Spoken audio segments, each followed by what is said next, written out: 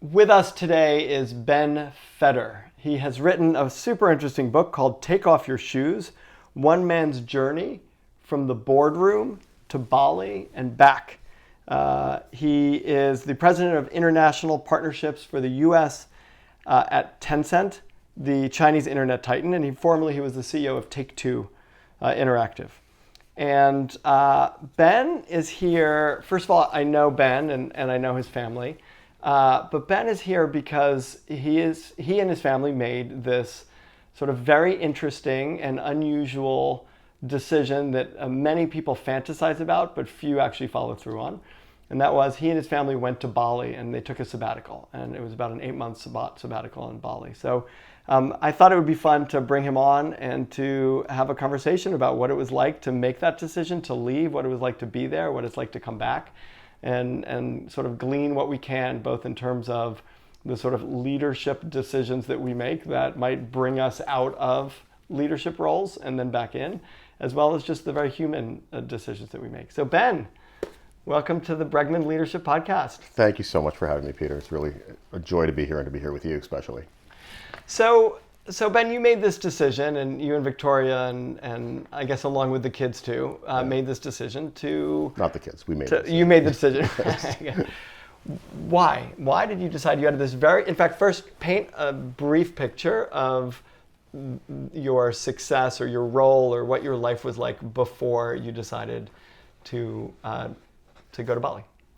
I had kind of a circuitous route to what's commonly defined as success. Mm-hmm. And I I kind of had an MBA from Ivy League school, did the jobs, had an ambition to be a superstar like everybody else wanted to be a superstar. Right. I did a startup before it was sexy to do a startup. And just as I was leaving my startup, one of my board members, who was a very successful media executive, was leaving his gig, and he was on my board, and I had sold my company, and we were both looking at deals, and he sort of said, well, why don't we do this together? Let's hunt as a pack instead of being lone wolves. Right. And we started a firm, and we knew how to run companies. We didn't know how to run capital, but we had this ambition to run capital. It was a private equity firm? So it started as kind of a fund, what we call a fundless sponsor. It ultimately became a private equity firm. Right. But 2 minutes before we actually raised the fund, we did our last, what we call a fundless sponsor deal. And it was a hostile takeover, what I'll call a non-hostile, hostile takeover of Take-Two Interactive. It's ancient history at this point. It happened in 2007, 2008. And I became not quite the accidental CEO, but it was kind of a deliberate action. Right. But I became CEO. The idea was that I'd work there for 6 months and until we find a CEO who actually knew what he was doing. Had you ever been CEO of a company before? Yes, I had. I was an entrepreneur, but right. this was right. 2,000 people, just under $1 billion market cap. Right. Today it's a $15 billion market cap, and it's a very, very successful turnaround story. But the company was in deep trouble. We don't have to go into it, but it's in deep trouble, and it was a very difficult turnaround. So I want to read a passage from your book and tell me if this actually, I mean, you wrote it, but if this, as I read it, if it brings you back to that time and if it's Sure. representative. In the corporate world, I had been both predator and prey. Working in that universe, my amygdala was set to full throttle. I acted with aggression, even hostility, when I saw opportunities. When a large competitor aggressed, I fought intensely for a maximal outcome. Even when not in direct battle, I was always looking for a strategic advantage, just as any CEO should. But in the process, I lived with a constant rasp of anxiety because I was always on high alert, always on the lookout for hazards. True, all true. It's good because you wrote it, Yeah, but right. that's very evocative, that both image and the feeling of it. Well, I imagine any number of CEOs and ambitious men and women feel that, right? They're Right. out there every day fighting it. It feels Right. like a fight every day. Right. It's not to say there aren't immense moments of joy and satisfaction for what you do. And I literally, when I say I was both predator and prey, right? I got into Take-Two as part of a hostile bid. And then very shortly afterwards, while we're in the middle of a turnaround, we took a hostile bid from a competitor.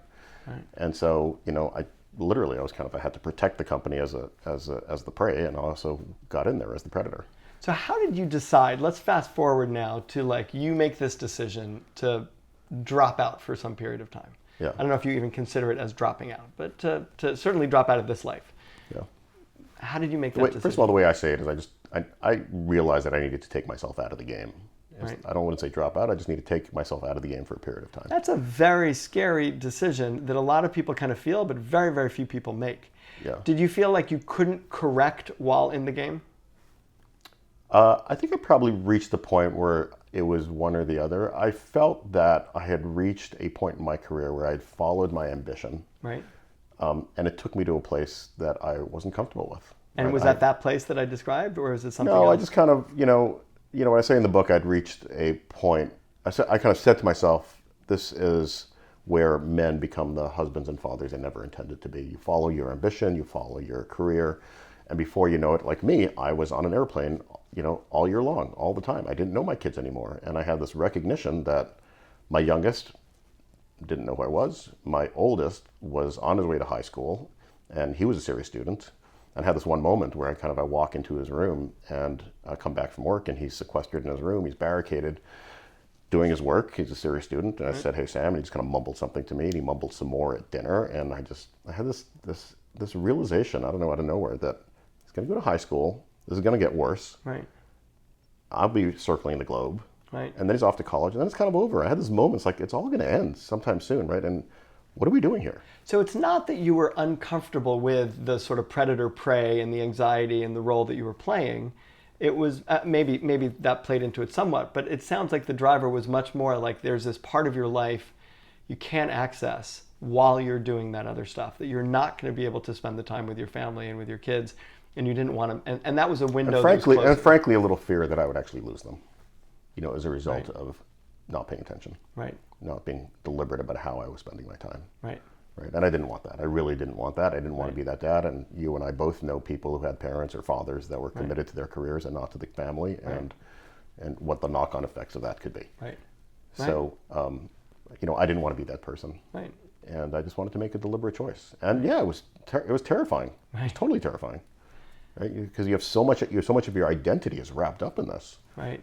And to walk away from it in the name of something that's really kind of unknown. And there was a lot of unknowns around it. I was like, I remember telling my wife, Victoria, just, what am I going to do all day long? There's all this stimulation coming at you. You're in New York, you're running a big company, it's a global operation. What do you do with all that stimulation? And so, just to fast forward a little bit, it's not that, that description that you read is no longer the case. And we'll talk a little about it in the course of this discussion, but it's what I have done since taking sabbatical and since taking sabbatical, to allow myself to be in that situation without being completely swallowed by it. Right. To be in that situation where you are responding instead of reacting. Right. Right. And being, to me, these are kind of matrix moves, right? Right. And but that passage you read, I was in the matrix. I wasn't outside the matrix. So what you said, it was terrifying, which I believe. What was it that scared you? Like when you think of like the top thing. So one of the things you said was, what am I going to do with all my time? Like I'm in the middle of all this activity and action. What else scared you? Look, I had a small partnership with, I want to say men and women. It was actually just men at the time. That I felt very close to and connected to. And, out of the personality types, Enneagrams or whatever you focus on, I'm a loyalist. I'm a total loyalist. Right. And doing something for myself instead of for the benefit of the company or or my partnerships or the people I was involved with is anxiety provoking, because it's just not who I am, right? I'm a very, very loyal guy. Right. And it drives me, right? And to sort of say, I just can't do this anymore. Right. I need to do this for myself and for my family. Right. In an odd way, it's kind of like, most people would sort of say, well, good for you, right? Do it for yourself. But it's just not how I'm wired. I'm much more about being a loyalist than anything else. Right. I'm curious if, like, when I think about making a move like that, and I've sort of considered it, I think, I've got this very successful career. If I did that, can I get back into it? Would people forget me? I mean, I remember once I was leaving for a month. I was going to go to France for a month with my family. And one of my clients, who was a close friend, and he was ribbing me, but he goes, don't worry. You're going to go. We're going to forget about everything that we've learned, and we're going to slide back. We're going to kind of forget about you, and we're going to find someone else who's going to replace you and, do the work with us as a firm. And I'm like, great, you just hit my 3 scariest parts about leaving. You got it. You hit all the buttons. Those are the buttons. Those are the things. Right. And I'm still friends with them, and I still work with them. But those are the fears. And that was just a month. A lot of that's true. Right. A lot of that's true, right? You know what the expression, the cemetery is filled with people who are irreplaceable. Right. And ostensibly irreplaceable. Right. And so nobody's irreplaceable. Right. And I took comfort a little bit that, Take-Two was run. I was the CEO. I was leading the company, but my partners were in there also. So I knew that if I left, there wouldn't be the disruption, right? They wouldn't launch a search. It's just, in fact, that's not what happened. My partner stepped into the role, so there was continuity. Right. And the odd thing is when I know we're not doing this chronologically, but when I came back, the odd thing was apropos of being forgotten, I'd come back, people say, "Are you back already?" It felt like yesterday. Everybody's kind of caught up in their routine, own day to day. Yes, this is kind of the other truth about most people are not thinking about you. Most people are thinking about themselves. Right. There's this great experiment where they put people into waiting rooms with a big stain on their shirt, right? And they went and they sat in the waiting room, and then they talked to the people who were in the waiting room and the people who had the stain on their shirt, and the people on the stain on the shirt said, I felt kind of ashamed, or I felt so it was so obvious. And everybody was looking at me, and the other people in the room were like, "Who are you talking about?" People just didn't we think we're much more noticeable than we actually are. Yes, all that is true. Right. Okay, so then you guys decide to go, and I kind of want to bypass the how do we choose Bali over other places. Sure. That's sort of interesting, and it's in the book, and people can read about it. But I'm curious now you've gotten there. What's your experience? What are you what do you do with all of your time? You suddenly have all this time. Are you still checking email? Are you blissfully relaxed for the next 8 months? So here's what goes on. Well, detoxing. first of all, the detox for me took. Detox is probably the wrong word. But just to clear the cobwebs from my mind probably took 6 to 8 weeks, almost 2 months of just, that process of detaching. What was that for you? What was it like to? I have this moment in the book where I kind of felt at the time it was BlackBerries, not even iPhones. That's how long ago it was. But I have this moment where I'm kind of reaching into my pockets for my phone. Right. And it's almost like this amputee with a phantom limb. It's just you're trying to scratch and there's nothing to scratch. Right. So it was hard at first. And what was hard was just the habit, or was something else hard? It was hard letting go. It was hard detaching. You lost your identity? It was hard accepting that I had done this. Tell me more about that. In the moment, I could not have I couldn't articulate what I just articulated to you about why I left, right? I wasn't sure why I left. I knew I needed to leave, but I wasn't exactly sure, and I was trying to understand it. And that residual fear that you described, similar elements, are still in my mind. It's what did I just do? What did I do? Why did I do it? Right.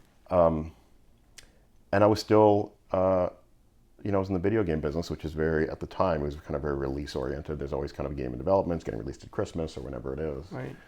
And in my mind, I'm still kind of thinking about what's going on in the game, what's going on in the company. I still felt very attached to it because the truth of the matter is I loved the people in the company. Right. I loved being a leader in that organization. Right. I was really, really into it. Right. And because I which is another way of saying I actually sacrificed a lot. Were you worried, that competitive piece, other people are surpassing you, other your standing in the industry as a business leader? Is that did that enter your mind or concern you at all? A little bit. If anything, maybe my standing in the partnership, right? I was leading a company, but I was also part of a private equity group, so. Which I guess also might have been a comfort, right? Because you knew, at least at that time in your thinking, this is something you can go back to. You have their approval that you can leave and come back. But but every partnership, there's always a discussion about economics and who's getting what and all that's carved out, and you kind of you're so holding on to the the incentive systems and the money and the benefits. You're grabbing onto that, right? And so one of the greatest freedoms that I got out of Bali is sort of this process of letting go of that. And it's like, you know what? I'm living my life, right? Forget the incentives, forget all that stuff that the world puts around you to motivate you to do certain things and behave in certain ways, right? And that, you know, I put in place for my company, right? It's like, here's a compensation scheme. You know, we want you to behave in certain ways. And all of a sudden being released from that is this great liberty and this great freedom.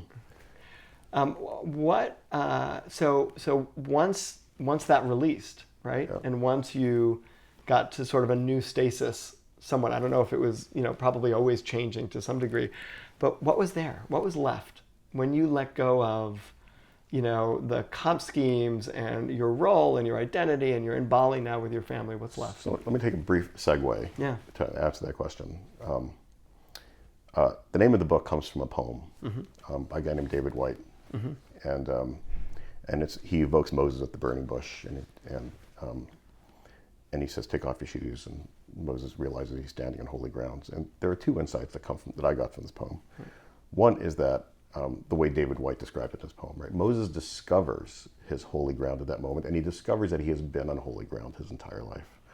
And so one of my great discoveries was that with the people that I loved and reconnecting to my own ground of being and kind of removing myself from all of the corporate stuff, kind of allowed me to find my own holy ground, to find myself back again, which I think had gotten lost in the process of my career development. And the other thing he says is David White describes this moment where he's kind of reading this poem in public. And somebody comes over to him who knows Hebrew and sort of says, you know, the word for take off in the Bible, the Hebrew word for that, is the same word the Bible uses for an animal shedding its skin, molting its skin. And the insight is that you kind of have to shed in order to renew. Right.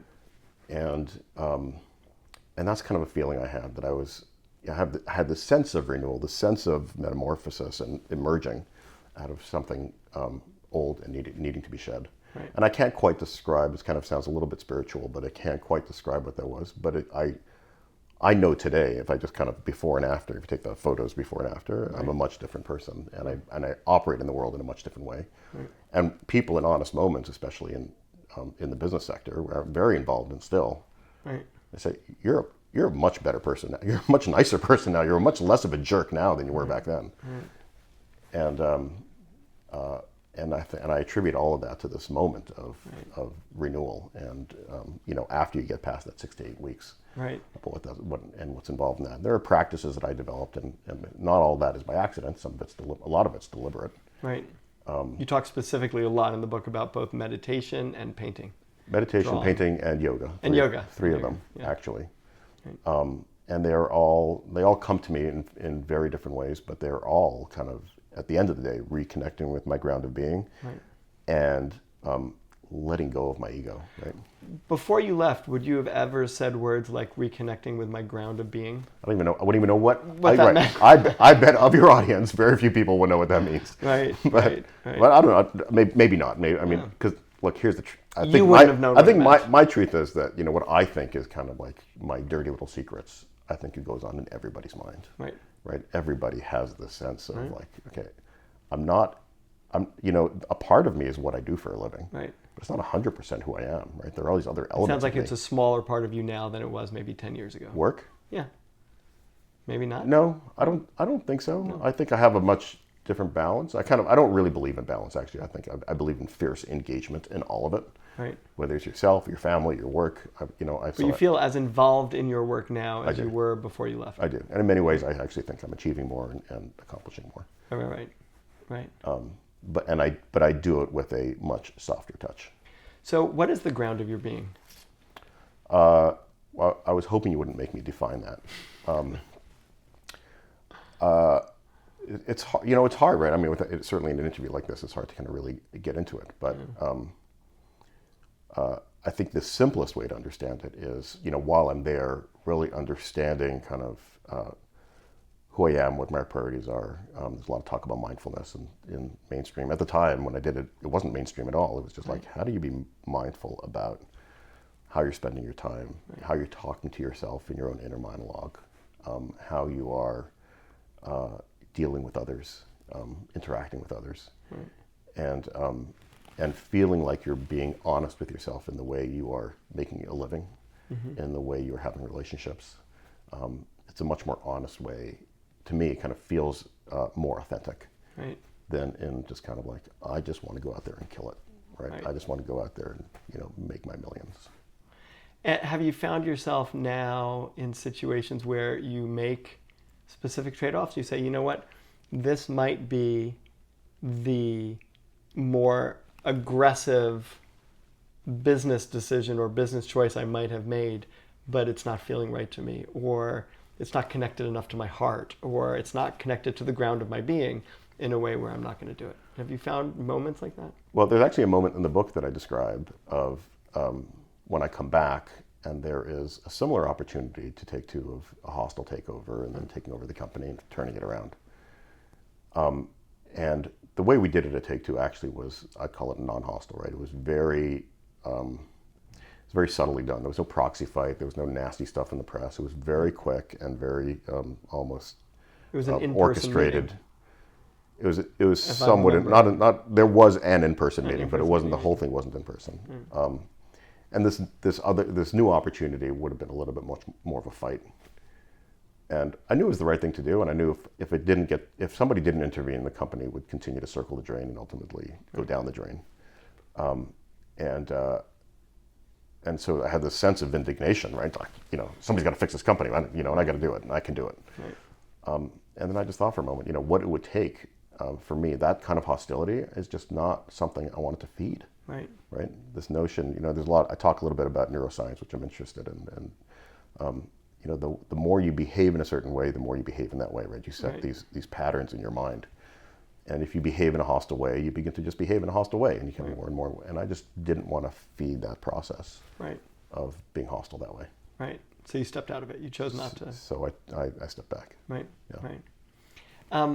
What have you discovered now that you're back? Right. I mean, you've been back for a while now. Yeah. Right. What year did you come back? It was 2000. So it was 2011, 2012. Okay. Great. Okay. So you've been back for 8 years, 7 years.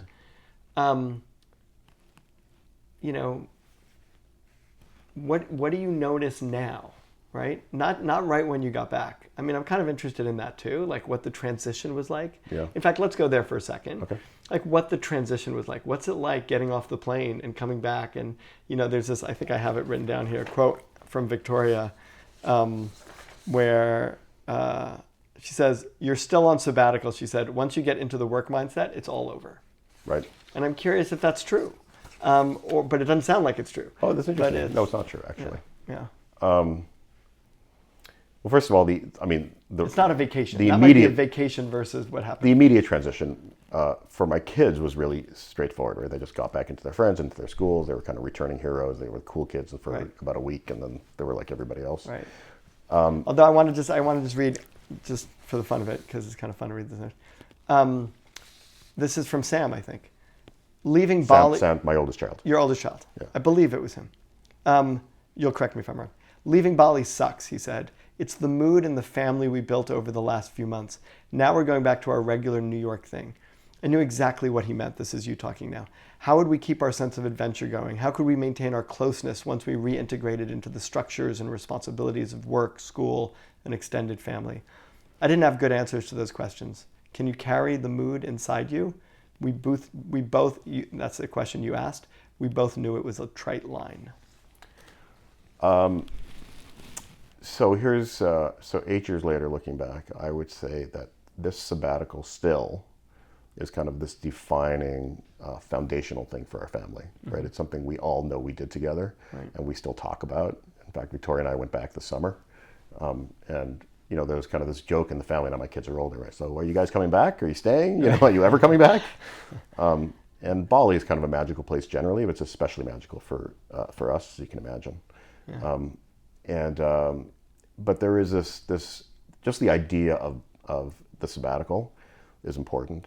The message that I, as the breadwinner in the family, or the kind of the guy who was kind of at work all the time, made the decision in order to be with my family, is not in any way lost on my children. Right. As they've grown up, they are exposed to any number of kinds of parents, kinds of family situations. It's a really, really broad range, especially in New York City. And they're very thankful for what they have. So there is this there is this understanding among all of them, and me and Victoria, of the gift that this was to them and to us, and how important it has been ever since. Even my youngest, who probably has the vaguest memories at the time, she was 7, understands all of that. And it's part of the lore. It becomes It's part of the lore of the family. And if you walked into our apartment today, you would see artifacts of Bali still there, and we go back periodically, and so it's part of our lives. And I don't want to leave this interview without mention of this amazing experience we had at Green School in Bali, which it's the school that your children went to, and that there were a lot of expat kids there. A lot of expat kids. It was only 3 years old when we went, but it's a school dedicated to teaching kids about the environment, and it's a school dedicated to global citizenship and love of learning. It's the most extraordinary place I've ever been to.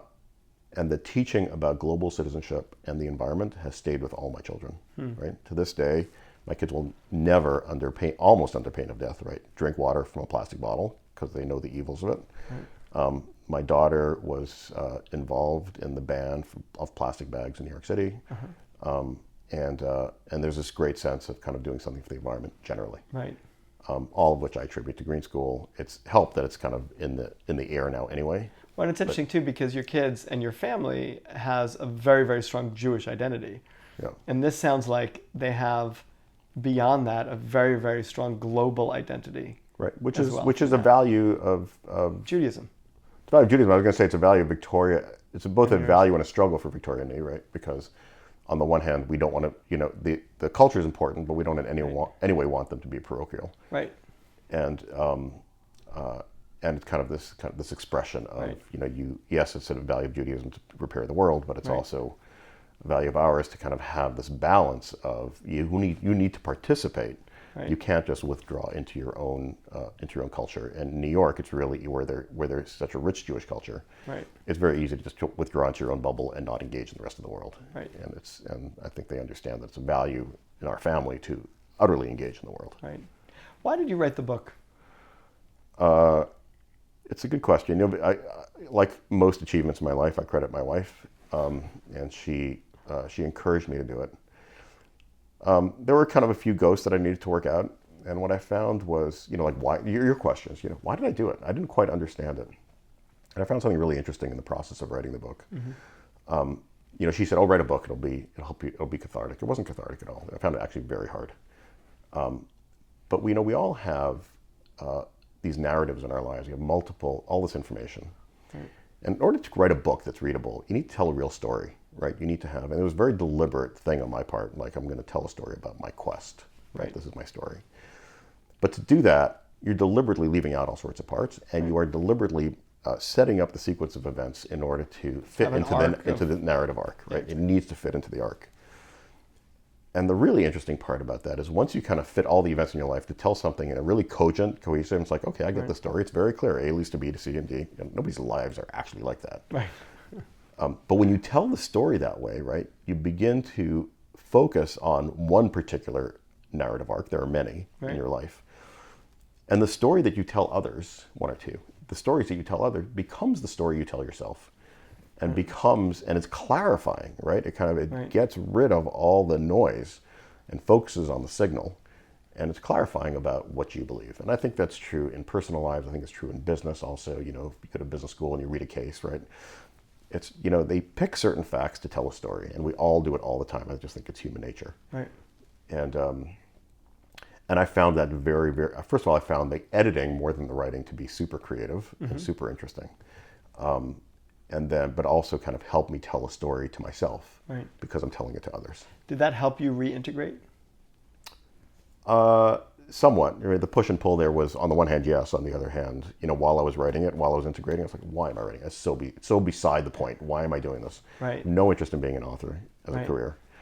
But I just felt compelled to do it. I kind of I questioned while I was doing, and yet every day I get in front of the computer and write. Because it seems to me like it's one way of not leaving the experience totally behind.